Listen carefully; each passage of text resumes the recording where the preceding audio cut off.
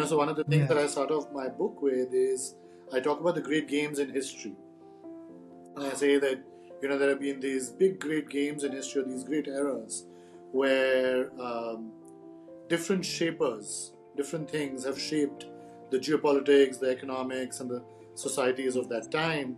And those shapers, those things have also then determined the relative prosperity of different regions at the time.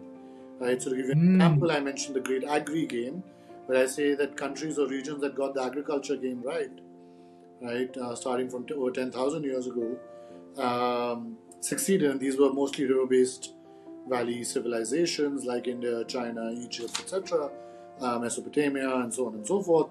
And then you move into an era of trade, right? But Mm. in the agri era, it was really the labor that was, which is to your point about demography in a way, for the longest time, it was the number of people that you had that determined your output, right? And your GDP was largely a function of the number of people Yeah. of your population, as Angus Madison has also, I think, spoken about. And then you move into this era of trade as you get into agricultural surpluses and things like that, and navigation starts to get a bit better. You start to have this trade around the world, and countries now in that great trading game that I talk about, which maps to your trading point as a force of change. Countries that got the trade piece right often became more prosperous than the dominant agricultural producers, right? So now it's like Indeed. the trading hubs. It's like Egypt.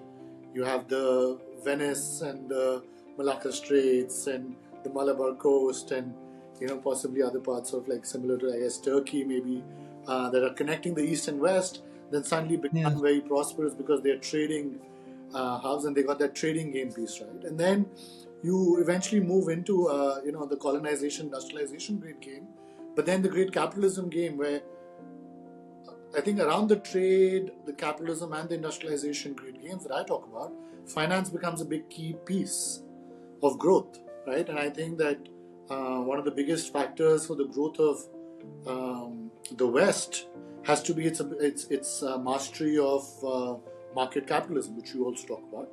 Mm. And that's mapping to your trade and finance piece. And then, I obviously come to today and I say that for the last 100 odd years, maybe we're really starting to live in the great tech game where now it's really technology that's shaping, much like agriculture or trade or capitalism did. Now it's technology and mastery of technology and accumulation of technology. That's what I call the new wealth of nations. A play on our friend Adam Smith, who was writing about the wealth of nations in the industrial era. Yes.